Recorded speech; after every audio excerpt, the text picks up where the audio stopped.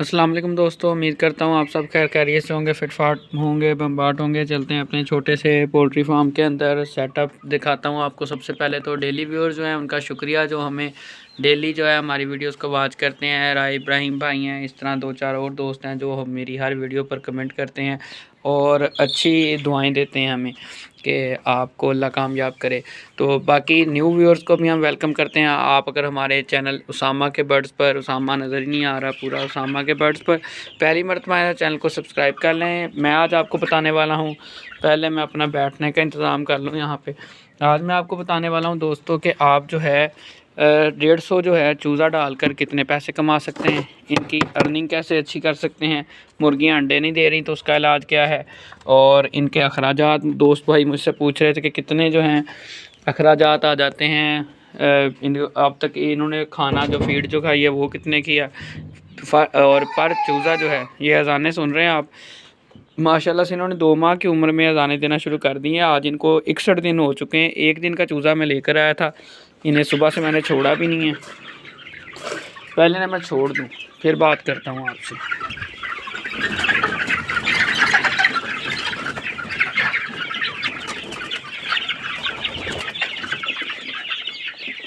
आ जाओ भैया, आ जाओ।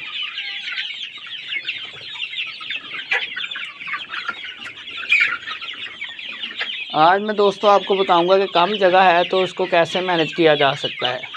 थोड़ी जगह को आपने कैसे मैनेज करना है, तो मैंने तो इस तरह मैनेज किया हुआ है, आपको नज़र आ रहा होगा। ये पाइप लगाए हुए हैं मैंने, ठीक है।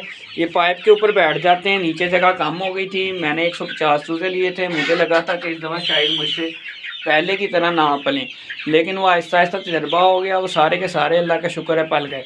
फिर जगह का मसला बन गया कि जगह थोड़ी थी, जो छत वाला एरिया था ना, तो ये जगह कम पड़ गई 150 चूज़े के लिए। फिर मैंने एक और दोस्त से मशवरा किया, उसने कहा आप ऐसे पाइप लगाओ। एक तो ये परिंदा है, पाइप के ऊपर बैठेगा, खुश रहेगा ऊंची जगह पे, और लड़ेगा नहीं आपस में, और जगह भी मैनेज हो जाएगी आपकी। तो ये सारे ही पाइप के ऊपर पूरे आ जाते हैं। इस टाइम 138 हैं ये, तो अल्लाह का शुक्र है कोई लॉस नहीं हो रहा। वरना पहले ऐसे होता था कि रोज़ का एक परिंदे का लॉस हो जाता था। तो सारे ऊपर बैठ जाते, नीचे सारी जगह खाली पड़ी होती है, तो मुझे कोई मसला नहीं बनता। ऊपर बैठे रहते हैं, सर्दी भी नहीं लगती इन्हें। ये मैं रात टाइम बंद कर देता हूँ, पर्दा सामने से फेंक देता हूँ, और सामने मैंने बाहर जो है जाली लगाई हुई है ऐसे। ये स्टिक मैंने खुद ही ये सेटअप बनाया है। ये दीवार भी मैंने खुद बनाई थी, ये कच्ची है। जैसे ये नाच रही है, आपको आइडिया होगा कि मैंने ही बनाई है, ठीक है। आप देख लें कितने एक्टिव है माशाल्लाह से बर्ड्स। अब मैं वहाँ सामने बैठ जाता हूँ और आपके साथ सारी इन्फॉर्मेशन शेयर करता हूँ। पीछे हटो भाई।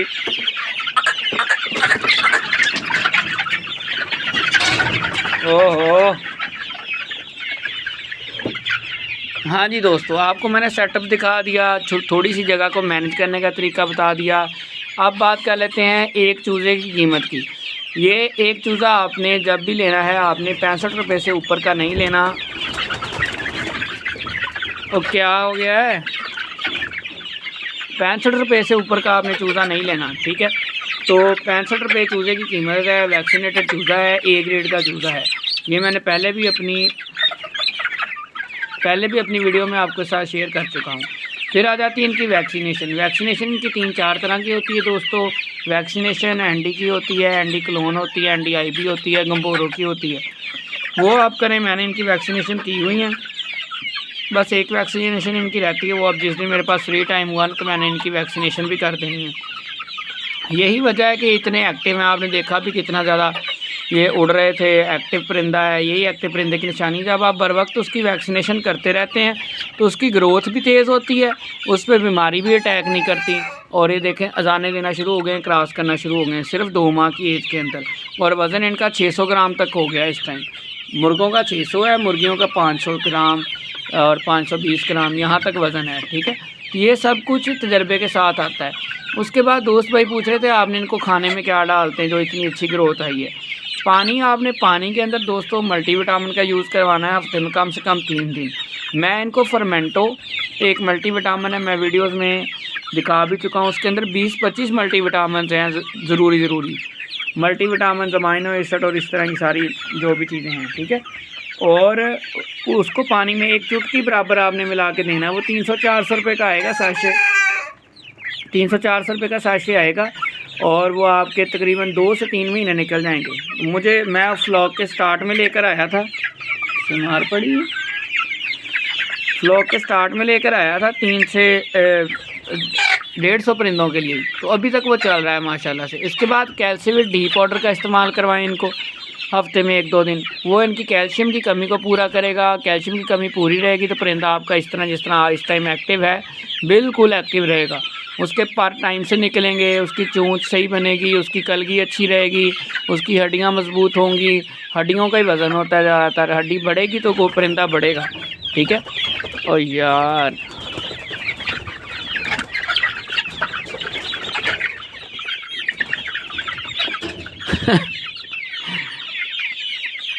तो क्या मसला है,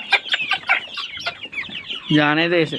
अच्छा, तो हड्डियाँ बढ़ेंगी तो इनका दोस्तों वज़न बढ़ेगा। ठीक है, तो इस तरह से परिंदे देख के खुशी होती है मुझे, जब ये इतने एक्टिव होते हैं, इस तरह उड़ते हैं, खुश होते हैं, खेलते हैं। ठीक है, और यही परिंदे थे जब मुझे पालने नहीं आते थे, तो ये बेचारे पता नहीं, मुझे बेज़ुबान जानवर है, पता नहीं कितनी बदुआएं देता होगा, क्योंकि मैंने यहाँ पता नहीं कितनी जो है ना इनकी अमवात की हैं इससे पहले, जब मुझे तजर्बा नहीं था। ठीक है तब इनकी बिठे मांद बहुत होती थी, बिठे मांद होती थी, मरते रहते थे, हाल पता नहीं था कि मसला क्या है। बिठे मांद होने का दोस्तों मैंने आपको बताया हुआ है कि अगर तो आप नाकस ग़िज़ा दे रहे हैं और इनको कब्ज़ का मसला है तो इनकी बिठे मांद होती हैं। उसके लिए आप इनको अच्छी फ़ीड दें, कमर्शियल बाज़ारी फ़ीड दें। मैं इनको हमेशा कमर्शियल फ़ीड ही देता हूँ। अब वो बात वहीं आ जाती है, अगर आपकी बचत होती है ना कुछ गंदम का दाना या बाजरा या कुछ इस तरह की चीज़ खिला के, एक तो उसका नुकसान ये होता है कि वो ग्रोथ ठीक नहीं करते, जितनी इनको चीज़ें चाहिए विटामिन वगैरह उतने पूरे नहीं होते। दूसरा, जब वो वज़न के उम्र के हिसाब से वज़न नहीं करते या उनके पोटा बंद होने से हम बात होती हैं तो आपका उल्टा नुकसान ही होता है। आप ये देखते हैं जी फीड पे मेरा इतना खर्चा आना है, जबकि गंदम पे या कोई और चीज़ पे मेरा खर्चा कम आना है, तो वो आपको रिस्पॉन्स भी नहीं मिलता। फिर जितना गुड़ डालोगे उतना मीठा है। पहले मैं भी वीडियोस रिकॉर्ड करता रहा हूँ, मैं भी यही कहता रहा हूँ कि मैं फ़ीड का मुतबादल ढूँढ लूँ, फ़ीड का मुतबादल ढूँढ लूँ, फ़ीड से अच्छा है आप ऐसे पालें। लेकिन अभी तक जो मैंने खुद ज़ाती तजर्बा किया है फ़ीड ही है, फ़ीड के अलावा इनका कोई हल नहीं है। इनको फ़ीड दें। अगर आप अंडे चाहते हैं, अंडे ना देने वाली मुर्गियों का इलाज भी यही है, पहले तो उनका वज़न करें, 1300 ग्राम वज़न होना चाहिए मुर्गी का, फिर वो अंडा देगी। एक दोस्त भाई का कमेंट आया था कि 1300 ग्राम से ऊपर है अंडा फिर नहीं दे रही, तो उसमें फिर दोस्तों ये देखना पड़ता है, 2 चीज़ें हैं।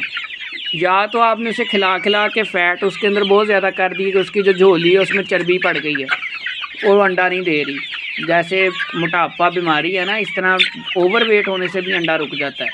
ठीक है, एक तो ये रीज़न है। दूसरी रीज़न ये है कि आपने उसको बहुत अच्छी फीड दी हुई है लेकिन उसकी अभी उम्र पूरी नहीं हुई, उसका वज़न 1300 ग्राम हो गया है। दूसरी हालत ये हो सकती है, मैंने उस भाई से पूछा था कि भाई आप मुझे फ़ीड बताएं, उनका अभी तक वापस मुझे कमेंट में जवाब नहीं आया कि वो फ़ीड क्या दे रहे हैं। फ़ीड और उम्र आपने मुझे साथ बता देनी है कि भाई फ़ीड इतनी दे रहे हैं और ये वाली फ़ीड दे रहे हैं और उम्र इसकी इतनी है और वज़न इतना है, फिर ही उसकी सही पता चल सकता है। बाकी एक और भाई का कमेंट मुझे आया था कि भाई आप अंडे क्यों नहीं लेते, इनसे पहले ही क्यों सेल कर देते हैं। तो दोस्तों इससे पहले मेरा भी इतना एक्सपीरियंस नहीं था, तो ज़ाहिर है अंडों तक आती नहीं थी, उम्र हो जाती थी लेकिन उतना वेट गेन नहीं करती थी और मैं करतब करता था इनके साथ, ही मेरे साथ करतब करती थी, जिस वजह से जाना अंडे नहीं आते थे।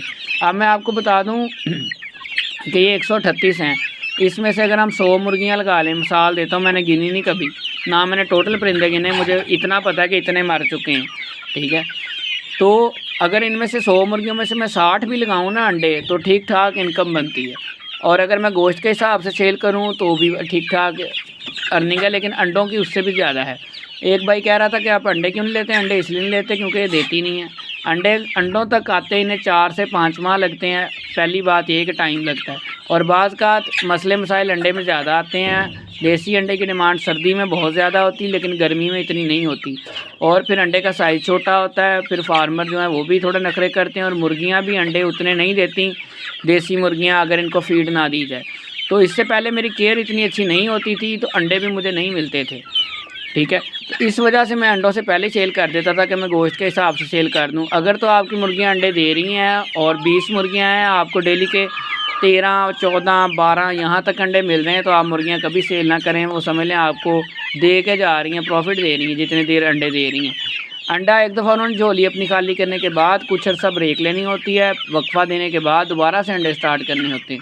इसलिए कुछ दोस्त ये गलती कर जाते हैं कि थोड़ी देर उसने ब्रेक ली और उन्होंने फ़ौरन से उसकी छुट्टी करवा दी कि जी ये तो अंडे देना बंद कर गई। आप थोड़ा वेट करें, उसने दोबारा से अपना साइकिल होता है ये अंडों का, ठीक है, वो साइकिल दोबारा से एक दफ़ा जब कंप्लीट हो जाता है तो कुछ दिन के गैप के बाद मुर्गी दोबारा अंडे पर आ जाती है। तो आपने इस चीज़ की टेंशन नहीं लेनी कि मुर्गी अंडे देना बंद कर रही है। अगर तो आपकी मुर्गी पहले अंडे दे रही है, रूटीन से दे रही है, तो आप अंडे लेते नहीं। तो आपको अगर 60 to 70% भी मुर्गियों में से अंडे आ रहे हैं ना, मतलब कि 20 मुर्गियाँ हैं तो आपको 14, 15, 16 यहाँ तक अंडे आ रहे हैं, तो आप कामयाब है। 100 मुर्गियाँ हैं तो आपको 60-70 अंडे आने चाहिए, जैसे मैंने अभी आपको बताया। इससे ज़्यादा आ रहे हैं तो बहुत अच्छी बात है, लेकिन अगर इससे कम आ रहे हैं तो आप या तो उसका अंडों की पैदावार बढ़ाने के लिए उनको फ़ीड दें, 13 नंबर फ़ीड जिसमें हाई प्रोटीन होती है वो दें। दूसरा उनका वज़न करें, वज़न उनका ना ओवरवेट होना चाहिए ना अंडरवेट होना चाहिए। ज़्यादा वज़न भी अंडों की पैदावार में कमी है और कम वज़न भी अंडों की पैदावार में कमी की वजह बनता है। गोश्त की बात करें तो 1000 रुपया पर केजी के हिसाब से ज़िंदा का गोश्त सर्दियों में ईज़िली सेल हो जाता है। आप किसी भी कसाई वाले से बात करें तो आपका जो इकट्ठे उठा लेगा तोल के, तो आप नेट कैश पर जब मर्ज़ी इनको सेल कर दें। अभी 138 हैं, तो अगर ये 1 केजी तक होते हैं, पर चिक की प्राइस अगर 1 केजी तक जाता है एक चूज़ा, और मैं इनको 1000 रुपये के हिसाब से अगर सेल करूँ, 1000 ना भी लगाएं, चलें आप 800 लगा लें, 800 के हिसाब से तो इजीली सेल हो जाएगा ना।